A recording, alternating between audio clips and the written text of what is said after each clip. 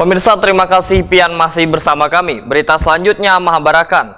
Wakil rakyat di DPRD Banjarmasin menanggapi keluhan Dewan Guru SD Negeri Alalak Tengah 2 Banjarmasin Utara lantaran merasa kurang mendapatkan perhatian dari pemerintah kota, terutama terkait dengan fasilitas sekolah yang kayak bagian dinding, lantai, plafon, pagar, wan lainnya nang rusak. Namun sekolah tersebut kada bisa dilakukan renovasi atau perbaikan lantaran terkendala akses jalan menuju sekolah yang berada di kawasan padat penduduk tersebut.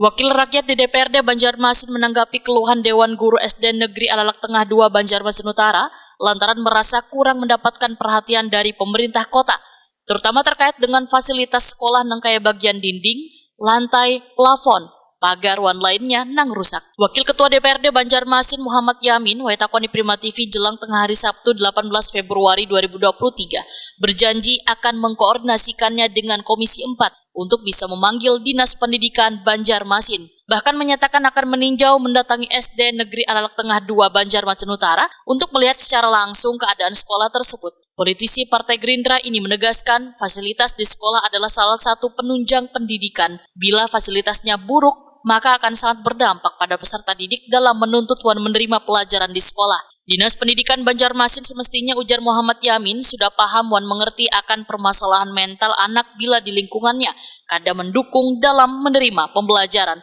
sehingga akan sulit terserap secara baik.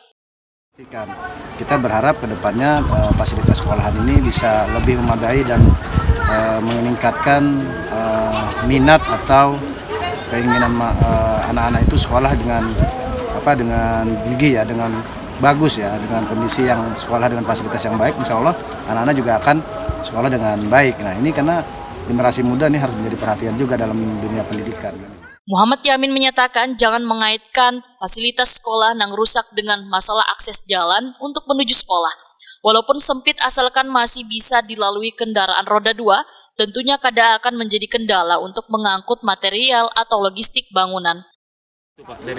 Saya rasa untuk masalah fasilitas ataupun kenyamanan dalam dunia pendidikan tidak serta-merta hanya dengan jalan ataupun infrastruktur yang kurang pas, misalnya dengan kondisi hanya bisa masuk dengan sepeda motor, ya itu tidak menjadi satu halangan menurut saya ya, kalau untuk memang sekolahan itu untuk diberikan fasilitas yang terbaik, artinya di fasilitas yang baik, dengan kondisi yang baik, atau direhab dengan baik misalnya. Jadi tidak serta dengan karena masalah jalan, tapi kalau memang itu juga kondisinya dengan kondisi jalan, maka kita berharap juga dengan dinas terkait khususnya PU untuk bisa pemerintah memikirkan bagaimana akses jalannya juga bisa lebih dipermudah atau diperbaiki lagi nantinya akan ke depannya seperti apa. Karena itu saya bilang prioritas kita adalah dinas pendidikan atau generasi masa depan ini sangat penting dalam fasilitas dalam hal untuk mereka menuntut ilmu dalam pengajaran dalam nantinya ke depannya. Karena kondisi fasilitas yang tidak baik juga akan menimbulkan atau menghasilkan kondisi hasil belajar mengajarnya juga kurang baik. Sebelumnya, Kepala Dinas Pendidikan Banjarmasin Nuryadi menyatakan kada bisa melakukan renovasi atau perbaikan lantaran terkendala akses jalan menuju sekolah yang berada di kawasan padat penduduk tersebut. Wan berjanji akan mengusulkan perbaikannya pada tahun 2024 mendatang.